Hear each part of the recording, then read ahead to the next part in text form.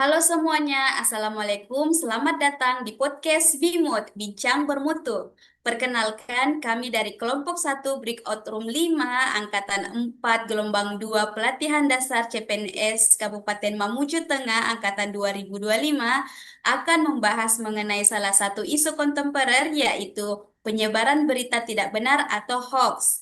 Namun, sebelum saya memulai podcast hari ini, izinkan saya dan teman-teman saya terlebih dahulu untuk memperkenalkan diri. Perkenalkan, saya Anissa Asima dari RSUD Mamuju Tengah yang akan membantu podcast pada hari ini hingga selesai.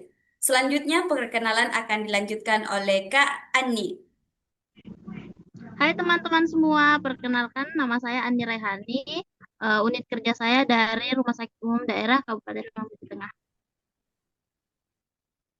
Halo teman-teman, perkenalkan nama saya Asmawati, unit kerja dari RSUD Mamuju Tengah. Halo teman-teman, perkenalkan nama saya Sukmawati dari instansi Rumah Sakit Mamuju Tengah.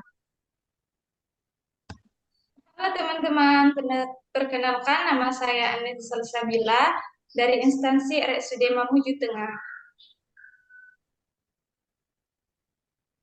Nah, itulah tadi perkenalan dari kelompok kami. Untuk memanfaatkan waktu yang ada, langsung saja saya memulai podcast pada hari ini. Pertama-tama, saya mau bertanya kepada kalian semua. Menurut kalian, kenapa sih hoax itu beredarnya begitu cepat? Kalau menurut saya, hoax itu bisa cepat banget beredar karena orang tuh gampang ke trigger sama judul yang heboh. Apalagi kalau bikin panik atau emosional. Langsung share tanpa baca isinya apa. Benar banget apa kata Kak Salsa. Kadang cuma lihat kata-kata penting, sebarkan, langsung diteruskan tanpa ada filter. Benar juga sih. Terus menurut kalian, apa sih sebenarnya hoax itu? Menurut saya, hoax itu adalah berita palsu atau informasi bohong yang sengaja dibuat untuk menyesatkan. Hoax itu bisa berupa teks, gambar, maupun video editan. Bener tuh Kak Sukma ya, intinya sih informasi yang informasinya palsu, tapi kelihatan bener. Padahal ternyata salah gitu loh. Oh gitu ya. Terus dampak dari hoax itu emangnya apa aja sih? Dampaknya itu banyak banget Kak Eja. Salah satunya itu bisa bikin kepanikan, perpecahan, bahkan kerugian materi. Misalnya orang percaya investasi palsu gara-gara hoax. Iya tuh, benar kata Kak Asma. Bahkan di level besar bisa menyebabkan saling curiga dan perpecahan di kalangan masyarakat. Nah, ada nggak sih tadi kasus hoax yang akhir-akhir ini bikin geger masyarakat? Ada dong Kak Ica, contohnya pas pandemi COVID-19 kemarin, ada hoax soal minum air rebusan daun tertentu bisa sembuhin corona, padahal nggak ada bukti medisnya. Akibatnya banyak orang yang salah paham soal kesehatan. Atau nih Kak Eca, ada kasus tentang berita hoax tentang penculikan anak. Viral banget tuh waktu itu, sampai bikin parno. Padahal banyak yang berita itu ternyata berita palsu, Kak. Wah, bahaya juga ya. Terus kira-kira implikasi ketika hoax itu nggak segera ditangani itu apa sih menurut kalian? Implikasinya itu bisa parah banget katanya.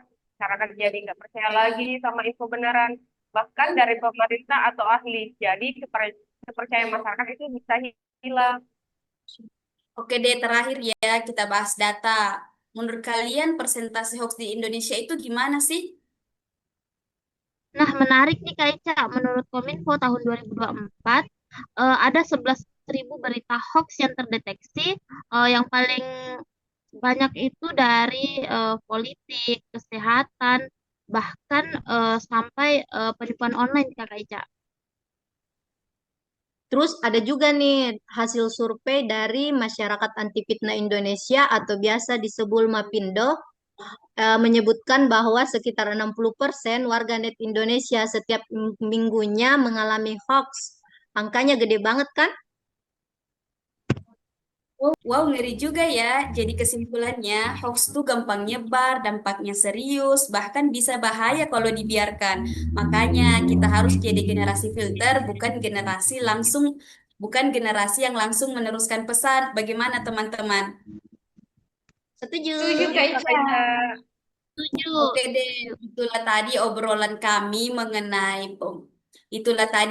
kami mengenai penyebaran isu tidak benar. Sampai jumpa di episode selanjutnya. Terima kasih. Bye-bye. Sampai 5 menit gitu kan?